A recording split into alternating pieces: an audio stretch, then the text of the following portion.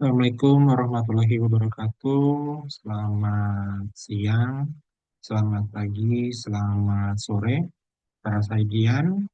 Eh, Perkenalkan nama saya Baskoro Halidito. Saya akan hari ini memberikan materi tentang pelayanan makanan dan minuman, atau lebih dikenal dengan Food and Beverage Service. Sebelum saya menyampaikan materi, saya izin untuk membuka presentasi yang nanti saya berikan terlebih dahulu.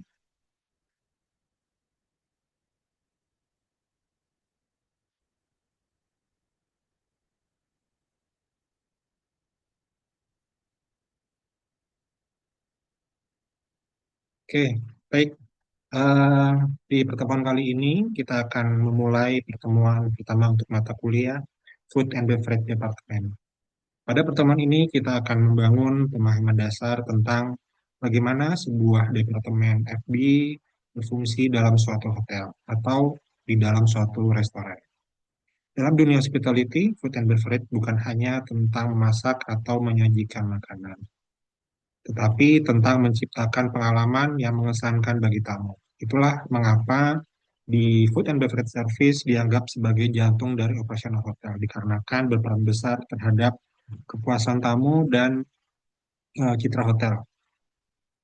Baik, di slide berikutnya, pada pertemuan ini kita akan mengikuti materi. Materinya ada yang pertama tentang membahas struktur organisasi food and beverage agar teman-teman semua bisa memahami setiap posisi dan tanggung jawabnya.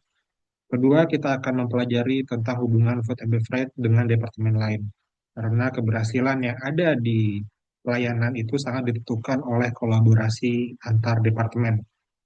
Serta di pertemuan ketiga, kita akan masuk pada konsep-konsep restoran modern yang terus berkembang, mengikuti tren industri kuliner.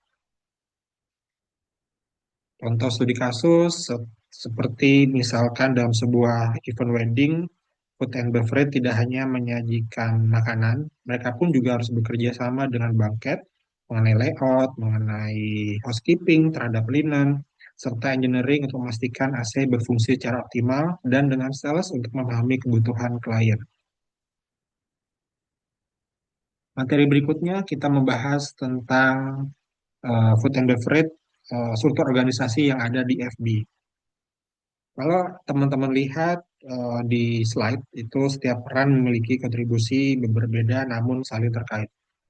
Mulai dari FB Manager yang bertanggung jawab penuh terhadap operasional, ada Executive Chef yang mengatur seluruh dapur, ada juga Restoran Manager yang mengelola restoran hingga pramusaji maupun steward yang bertugas menangani tamu dan menjaga kebersihan peralatan. Teman-teman semua, para mahasiswa-mahasiswi memahami struktur ini sangat penting dikarenakan nanti teman-teman akan melihat bagaimana alur berjalan ketika berada di dalam restoran. Di sebuah departemen food and beverage yang kuat merupakan departemen yang memiliki struktur yang jelas, memiliki SOP yang konsisten, serta koordinasi antar posisi yang solid.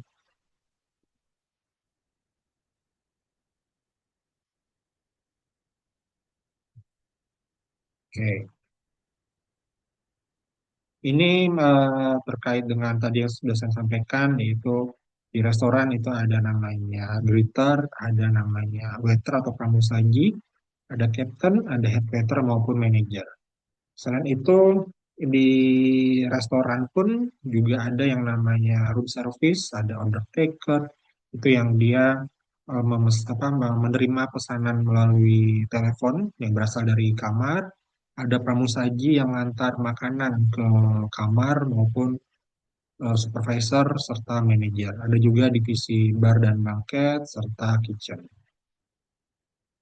Nah, di dalam struktur organisasi restoran itu teman-teman bisa melihat bahwa sebuah departemen tidak bisa berdiri sendiri.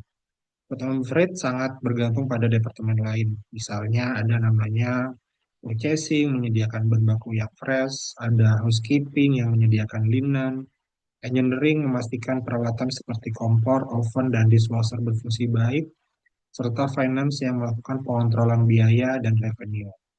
Jika salah satu dari departemen tersebut mengalami kendala, maka divisi FB pun akan ikut terdampak. Maka komunikasi antar departemen sangat penting untuk menjaga kelancaran dari operasional.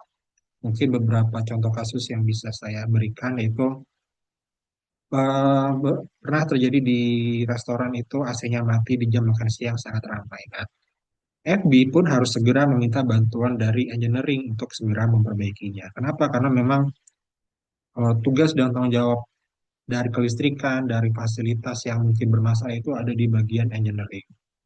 Ya pun bukan kesalahan dari FB pun, tamu akan menilai pengalaman makan secara keseluruhan yang ini ya, bisa menunjukkan betapa pentingnya kerjasama dari lintas departemen. Oke, ini hubungan dengan departemen, ada front office, ada bar, ada kitchen, housekeeping, finance, maupun market. Yang tadi sudah saya sampaikan. Nah, ini ada beberapa, mungkin teman-teman perlu ketahui di FB ada asosiasi-asosiasi eh, yang terkait dengan divisi tersebut. Kayak misalkan ada IFBEC, Indonesian Food and Beverage Executive, ada ACP, Asosiasi Kulineri Profesional, ada ICANG, atau ada juga ABI maupun ISA. Nah, kita masuk ke jenis-jenis restoran. Terdapat berbagai jenis restoran, mulai dari spesial restoran, ada gourmet, ada Chinese, hingga tradisional restoran. Setiap restoran pun pasti memiliki target pasar, ada gaya pelayanan, jenis menu, dan standar operasional yang berbeda. Dalam industri hotel pun, pemilihan jenis restoran sangat menentukan dari bisnis. Nanti peran para mahasiswa, peran para apa namanya hotelier yang bergerak di divisi FB pun harus bisa memahami karakteristik masing-masing jenis restoran agar dapat menerapkannya di dalam dunia kerja. Contoh misalkan seperti halnya specialty restoran kayak steakhouse itu menggunakan teknik memasak tertentu seperti grilling maupun roasting. Lalu ada juga Chinese restoran yang memiliki ciri khas penggunaan wok, ada steamer, serta yang dia harus memiliki teknik seasoning yang kuat. Nah, kedua konsep ini pasti membutuhkan skill, bahan baku, dan peralatan yang berbeda.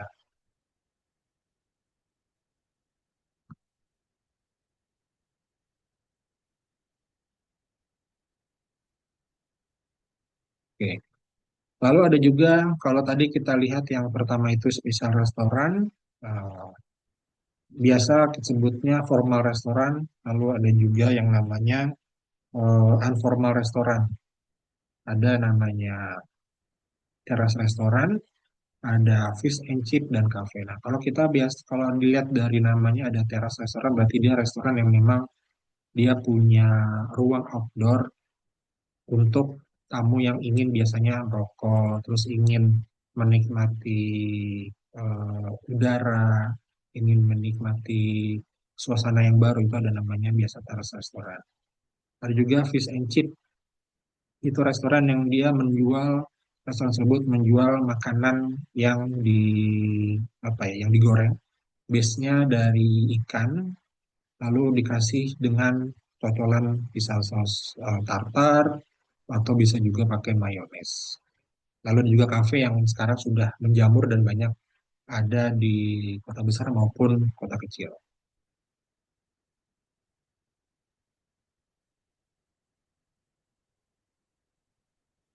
Oke. Lalu ada juga informal restoran. Selain yang tadi, ada kafetaria, ada kantin, ada juga sky dining. Jadi harus bisa dibedakan apa sih kafetaria, apa sih kantin. Jadi kalau kafetaria itu dia restoran yang letaknya di luar dari gedung utama. Nah, kalau kantin letaknya jadi satu dengan gedung utama. Tujuannya apa? Tujuannya tetap sama, yaitu melayani entah itu mahasiswa, entah itu karyawan kantor maupun karyawan hotel. Lalu ada juga sky dining. Sky dining itu restoran yang dia terletak di mezanin atau di rooftop, dipunyai yang ada di gedung maupun yang ada di restoran. Eh, yang tamu itu bisa melihat view dari ketinggian. Itu namanya sky dining. Nah, ini formal restoran yang tadi disampaikan, ada fine dining restoran, ada grill restoran yang fungsinya memang utamanya itu eh, makanan dimasak melalui atau dengan cara di grill atau dipanggang.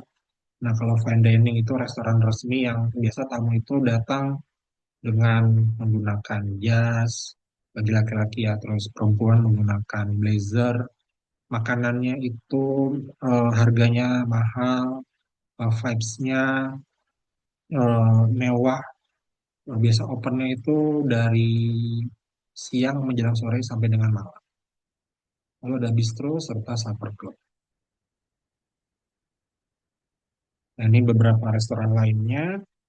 Ada dining cinema, ada employee dining room, ada rest trailer maupun stand dining. Jadi kalau misalkan dilihat apa sih bedanya? Apa sih dining cinema? Dining cinema itu restoran yang atau eh, inovasi dari dunia FB.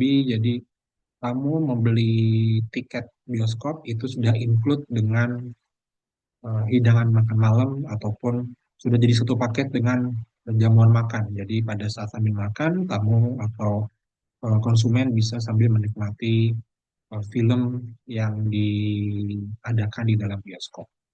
Ada EDR atau biasa disebut dengan employee dining room, itu restoran yang fungsinya untuk tempat bagi karyawan, tempat bagi mungkin eh, entah karyawan hotel atau karyawan dari sebuah perusahaan itu untuk makan di yang dihidangkan atau yang disajikan oleh perusahaan tersebut. Nah, ini restoran konsep yaitu ada perpustakaan. Jadi eh, kalau tadi kita lihat restoran-restoran yang umum dan sudah ada, ini restoran tidak hanya menawarkan makanan, jadi bisa juga apa usaha atau pengelola bisnis FB itu menawarkan pengalaman yang unik. Contoh misalkan tadi ada perpustakaan, ada penjara, ada yang temanya horor maupun temanya rumah sakit, hingga kayak misalkan time based restoran yang menjadi populer. Tujuannya apa sih? Tujuannya pasti memberikan diferensiasi serta bisa menarik perhatian pelanggan. Yang contoh misalkan kayak di Jepang itu ada hospital restoran. Jadi yang menggunakan konsep pelayanan seperti di rumah sakit. Jadi pramusaji itu lengkap dengan seragam perawat, terus alat medisnya sebagai dekorasi, serta menunya itu dengan nama-nama unik. Jadi konsep ini bisa menjadi viral karena memberikan pengalaman yang berbeda dari restoran pada umumnya. Nah, ini beberapa contoh lagi informal restoran. Ada pizzeria restoran, dia menjual makanan base-nya pizza. Lalu juga fast food restoran, itu restoran yang cepat saji. Kalau kita lihat sekarang banyak restoran yang apa namanya, kayak contohnya ada Burger King, ada McDonald, ada eh, KFC, restoran lokal pun juga banyak. Ada Sabana, ada apa namanya Almas dan sebagainya. Nah, ini Japanese Special Restaurant. Jadi eh, kalau kita bicara tentang Jepang, restoran Jepang pasti memiliki teknik memasak yang sangat khas. Mereka membutuhkan keahlian khusus. Contoh misalkan teppanyaki itu dia ada chef yang masak di atas plat besi di depan tamu. Lalu ada juga yakiniku yang dia menggunakan pemanggangan batu bara yang harus dijaga suhunya. Selain yakiniku, selain teppanyaki, ada namanya sabu-sabu, yaitu menggunakan pot khusus. Jadi pot khusus dengan kuah panas. Nah, konsep ini pasti mengutamakan interaksi langsung antara chef dan tamu. Nah, itu kenapa ekspansi dari eh, spesial restoran dari Jepang itu sangat banyak ada di seluruh dunia. Terima kasih untuk perhatiannya. Nanti materi tersebut nanti bisa teman-teman download melalui Sintesa. Selamat beraktivitas, selamat sore. Assalamualaikum warahmatullahi wabarakatuh.